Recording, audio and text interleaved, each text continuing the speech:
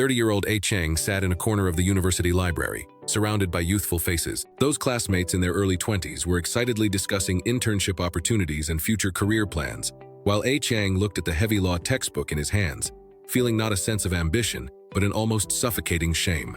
"I'm already 30 years old, and I'm just starting over here," he said to himself. According to the so-called social clock, by 30, one should be settled down, have a stable job, rather than sitting in a freshman classroom wearing a t-shirt, scratching his head over a basic concept. This sense of falling behind felt like a heavy stone, making it hard for him to lift his head, and even leading him to think that returning to campus was a wrong decision.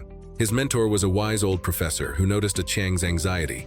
One day after class, the old professor took a Chang into an old clock shop next to the campus. The walls of the shop were covered with all kinds of clocks, producing a rhythmic ticking sound.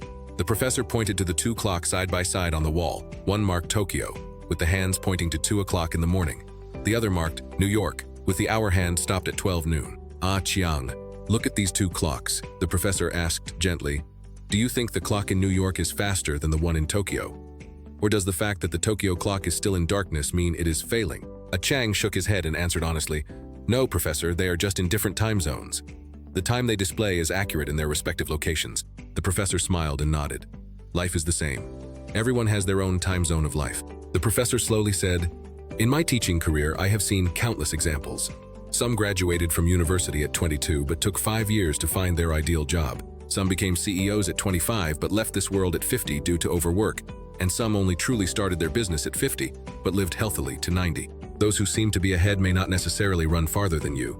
Those who seem to be behind may be accumulating strength beyond your imagination." These words were like thunder, causing a Chang's stiff shoulders to relax. He suddenly realized that he had been trying to measure his own time by someone else's watch.